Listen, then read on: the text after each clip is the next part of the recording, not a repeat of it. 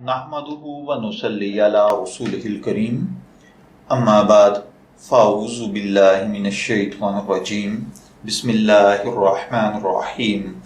अस्सलामु अलैकुम dear viewers, आपके फेवरेट रूहानी चैनल रूहानी मसीहा से मैं हूं प्रोफेसर शब्बीर अहमद। हमारा आज का टॉपिक है कड़े से कड़े वक्त, सख्त से सख्त वक्त, तकलीफ, गम या मुसीबत से निकलने का रूहानी अमल। अल्लाह ताला हर भाई बहन पर अपना करम और फजल फरमाए।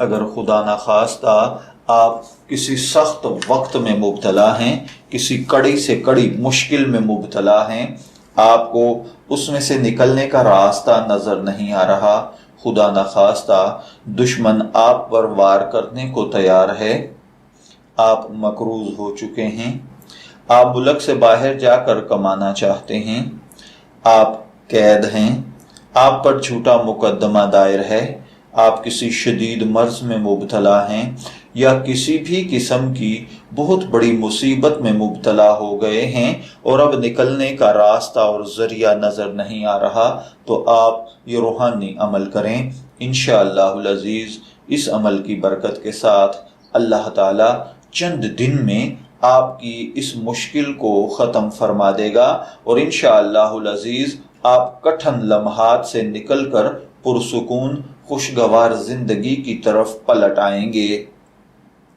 इसके लिए आपको जो रूहानी अमल करना है वो ये है कि आपने बादज़ नमाज इशा और बादज़ नमाज फजर अव्वल आखिर 11 मरतबा दुरूद पाक के साथ आपने 11 मरतबा सूरह इखलास और 11 मरतबा ही कलमा तैयबा पढ़कर अल्लाह ताला से अपनी मदद के लिए दुआ मांगनी है। अल्लाह ताला से खूब गिड़गिड़ा कर दुआ मांगें।